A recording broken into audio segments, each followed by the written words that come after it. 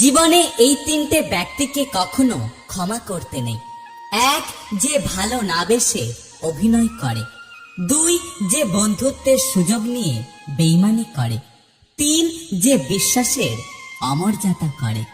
সবাই বলে কাউকে কষ্ট দিয়ে সুখী হতে পারবে না, কিন্তু বাস্তবে যা দেখা যায়, আসলে সুখী তারাই যারা অন্যকে কষ্ট দেয়। কিছু হারিয়ে গেলে যতটা কষ্ট হয়, তার থেকে বেশি কষ্ট হয় যখন প্রিয় মানুষটার কথা বলার ধরন বদলে যায়। কেউ যদি তোমাকে ছাড়া ভালো থাকতে চায়, তাহলে তাকে বারবার বিরক্ত করার দরকার নেই।